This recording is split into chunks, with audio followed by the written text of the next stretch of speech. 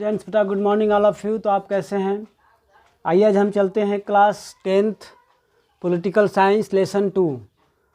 The name of lesson is federalism, that means संघवाद, and this is the first video of this lesson and topic is what is federalism.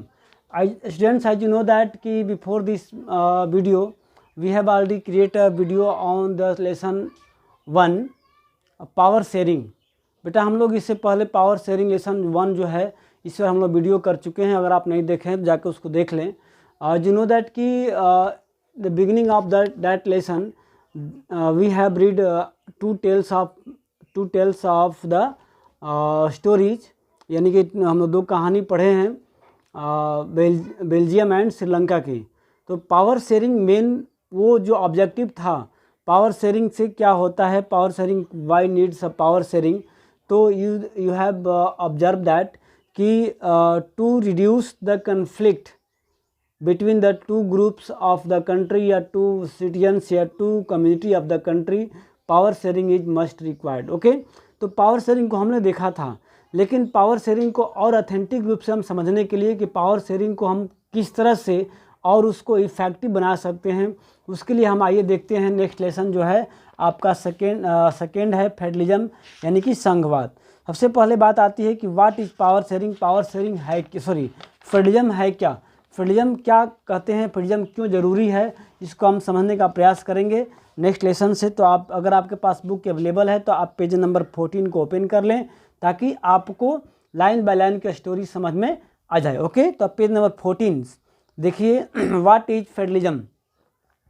Let us get back to the contrast between the Belgium and Sri Lanka that we saw in the last chapter, यानी कि हमने श्रीलंका और Belgium को पिछले lesson में देखा था।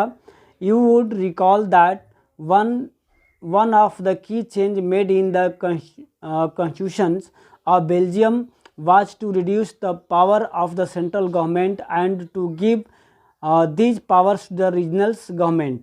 हमने यहाँ पर देखा था दो एग्जाम्पल डिफरेंट पढ़ा था। श्रीलंका में पूरे पावर जो है सेंट्रल गवर्नमेंट को होता है और जहाँ मेजॉरिटी के अकॉर्डिंग गवर्नमेंट होती थी, लेकिन उसमें देखा कि लोगों में जो माइनॉरिटी के लोग थे उनकी जो है गवर्नमेंट बात नहीं मान रही थी, जहाँ पर जिससे सिविल वार हुआ और दोनों फेवर के लोग हज़ारों लोगों की संख्या में जाने गई। उसे अकॉर्डिंग जो है आपको बेल्जियम में देखा गया कि अरेंजमेंट ऐसा किया गया जहाँ की सेंट्रल गवर्नमेंट से पावर को लेकर के आपको रीजनल गवर्नमेंट को पावर को दे दिया गया। ओके, और वहाँ पर रीजनल गवर्नमेंट के अलावा एक लोकल या कम्युनिटी गवर्नमेंट भी इटेब्लिश की गई, जो जिस कम्युनिटी के लोग थे चाहे जिस एरिया में भी रहें उनके लिए वो काम करती थी। यानी कि हमने देखा एक तरह से पावर शेयरिंग को, they had their roles and powers, हमने देखा था उनके रोल्स को और पावर को भी। But all these powers were given to these government and could be withdraw by the central government. The change that took place in 1993 was that regional government were given constitutional power that were no longer dependent on the central government। और देखा गया 1993 के बाद जो है regional government को power जो है रिटेन रूप में दे दिया गया ताकि वो काफ़ी सेंट्रल गवर्नमेंट पे डिपेंड न रहे, सेंट्रल गवर्नमेंट पे आश्रित न रहे।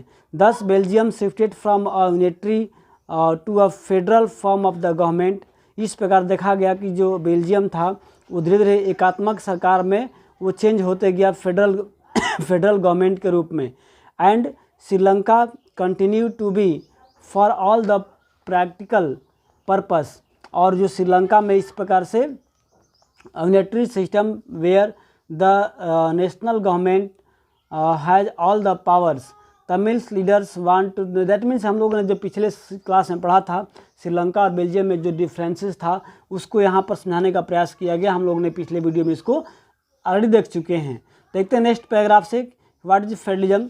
तो federalism is a system of government in which the power is divided between the central authority and the various constituent units of the country. That means power sharing is a system, power sharing is a system where the central powers, यानी कि central powers of central government are divided into unitary government या state governments. Okay, यानी कि federalism क्या होता है कि federalism का मतलब एक तरीका होता है, एक सिस्टम होता है जिसमें सेंट्रल गवर्नमेंट के पावर को स्टेट गवर्नमेंट में या फिर रीजनल गवर्नमेंट में पावर को डिस्ट्रीब्यूट किया जाता है, इसी सिस्टम में क्या कहा जाता है, फेडरलिज्म कहा जाता है। यानी कि पावर को शेयर करना, पावर को डिवाइड करना, सेंट्रल गवर्नमेंट से पावर को लेकर के स्टेट गवर्नमेंट को पावर को प्रोवाइड करना ही क्या कहलाता है, फेडरलिज्म कहलाता है। Usually of federation has 2 levels of the governments, और इस प्रकार जो फेडरेशन होता है वो 2 लेवल्स पे, 2 स्तर पे सरकार का होता है। One of the government for the entire country that usually responsible for the few subject of common national interest. इसमें क्या होता है कि पहला जो होता है कि पूरे इंटायर कंट्री के लिए गवर्नमेंट बनती है जो पूरे कंट्री को वो कंट्रोल करता है या पूरे कंट्री के कॉमन इंटरेस्ट के लिए वो वर्क करता है। और दूसरा जो होता है, others are the government at the level of the provincial and state that look after much of the day to day administrating of their state. और दूसरा होता है राज्य लेवल पे या प्रोविंस या प्रांत लेवल पे गवर्नमेंट होता है जो अपने राज्य में डे बाई डे नीड्स जो होती है उसे कंप्लीट करता है और उसको एडमिनिस्ट्रेटिंग भी करता है। Both the levels of the government enjoy there powers independence of the others. और ये दोनों जो state levels of the government है वे अपने अपने पावर का इंडिपेंडेंटली वो मतलब उपयोग करता है, उसमें किसी प्रकार की कोई हस्तक्षेप या कोई पार्शलिटी नहीं होती है। In this sense, the federation are construct with the unitary government. Under the unitary system, either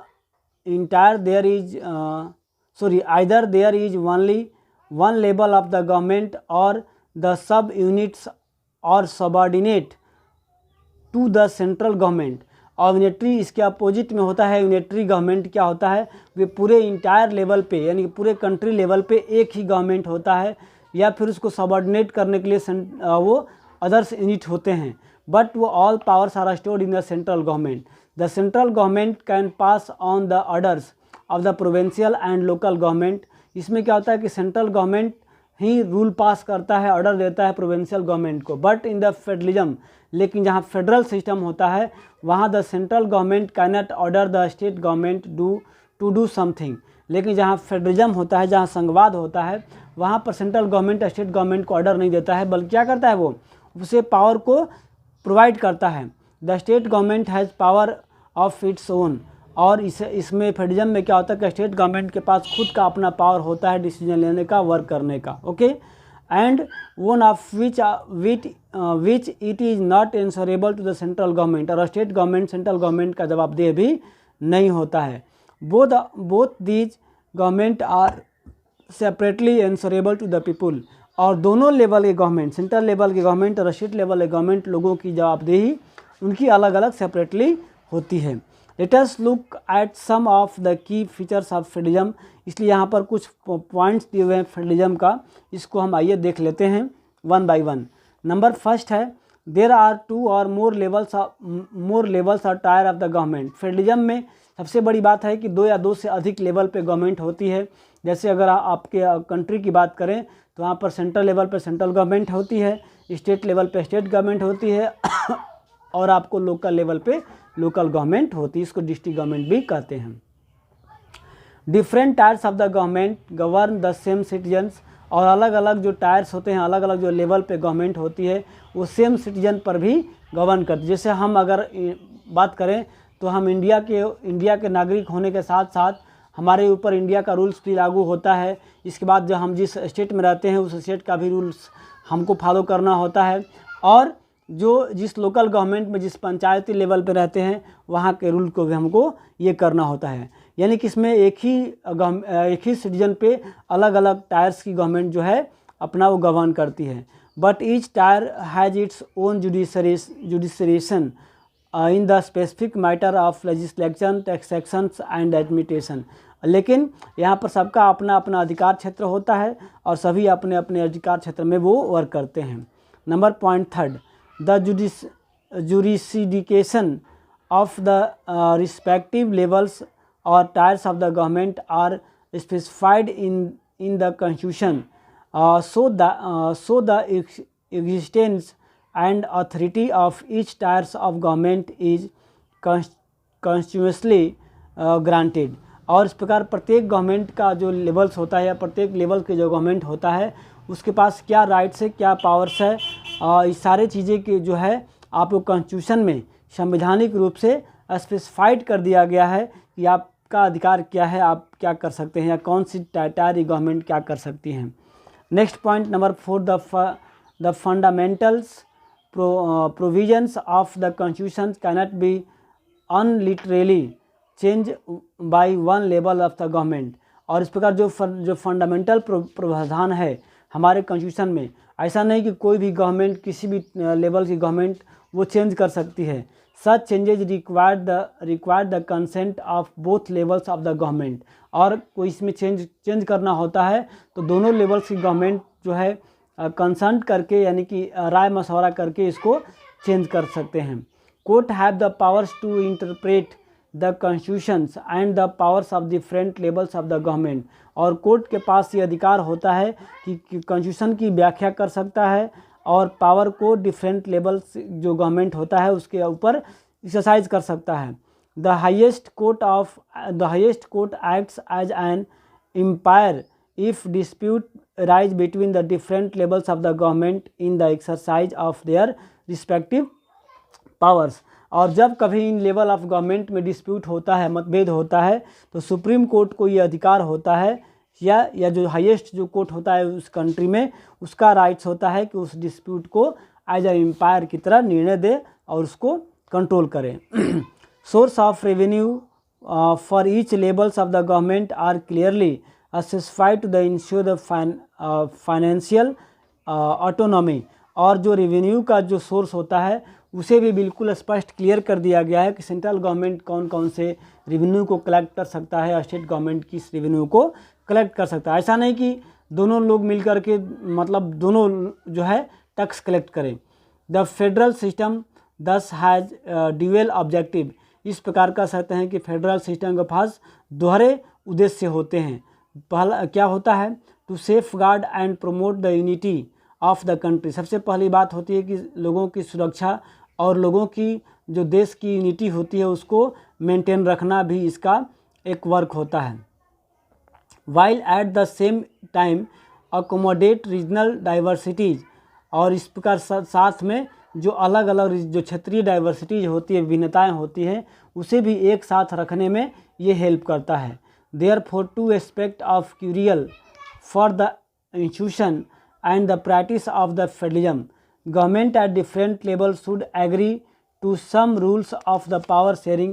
इस प्रकार जो डिफरेंट जो अलग अलग लेवल से गवर्नमेंट होते हैं वो क्या करते हैं, वो पावर शेयरिंग को लेकर के भी एग्री होते हैं, जो पावर को अलग अलग लेवल पे शेयर करते हैं। They should also trust that each would avoid by it's part of the agreement. और जो सभी लोग एक दूसरे का विश्वास भी करते हैं और इस एग्रीमेंट को मानते भी हैं। An ideal federal system has both expect mutual trust and the agreement up two by life together. और दोनों में एक तरह से म्यूचुअल एक्सपेक्ट भी होता है कि लोग दूसरे का विश्वास भी करते हैं और भरोसा भी रखते हैं। The strict balance of power between the central and the state government varies from one federation to another federation। और जो ये फेडरेशन होता है, जो संघवाद होता है, इसका जो पावर का बैलेंस होता है वो बिल्कुल अलग अलग होता है अलग अलग फेडरेशन में। This balance depends mainly on the historical contest in which the federation was form. और ये डिपेंड करता है एक्चुअली वहाँ पर पावर को लेकर के कि किस वहाँ के ऐतिहासिक कंटेस्ट क्या, संदर्भ क्या है फेडरेशन को फॉर्म्ड होने में। There are two kinds of the routes through which federation have been formed. और यहाँ पर दो प्रकार की बताई गई है रूट्स को फेडरेशन को फॉर्म्ड होने में। The first route involve independent states coming together on their own to form a bigger unit so that by pooling sovereignty and retaining identity they can increase their security।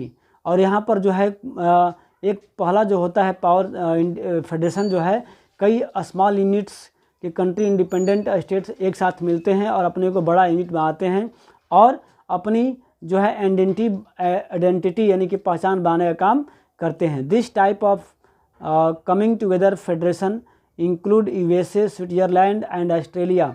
यानी कि इस प्रकार के example को, इस प्रकार के कंट्री को जो स्मॉल कंट्री होते हैं और अपनी इंटिटी बनाने के लिए एक साथ आते हैं और अपने को एक बड़े रूप में शो करते हैं, वैसे फेडरेशन को बोलते हैं कमिंग टुगेदर फेडरेशन। वैसे में यूएसए, स्विट्जरलैंड एंड ऑस्ट्रेलिया में आपको कमिंग टुगेदर फेडरेशन का एग्जाम्पल मिलता है देखने को।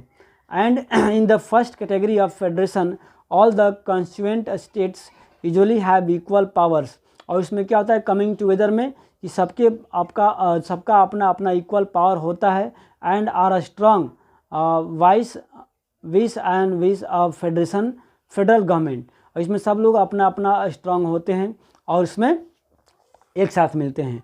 जबकि दूसरा जो होता है the second route is where a large country decide to divide its power between the constituent state and the national government. और जैसे कि बहुत सारे ऐसे कंट्री होते हैं जो कि एक बड़ा कंट्री होता है जहाँ पर कंस्टिट्यूएंट स्टेट्स होते हैं, राज्य होते हैं, उन राज्यों में क्या होता है पावर को शेयर करता है।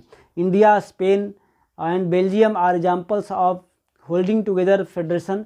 और इस टाइप के फेडरेशन को बोलते हैं होल्डिंग टुगेदर। तो यहाँ से आपसे क्वेश्चन पूछा जा सकता है कि what do you know about federation and how many types of federation. तो आप कह सकते हैं कि there are 2 types of federation, coming together federation and holding together federation. आप यहाँ पर एग्जाम्पल दे सकते हैं। In the second category the central government tends to be more powerful by the states. और यहाँ पर coming to holding together federation में जो सेंट्रल गवर्नमेंट होता है वो स्टेट गवर्नमेंट ज़्यादा पावरफुल होता है।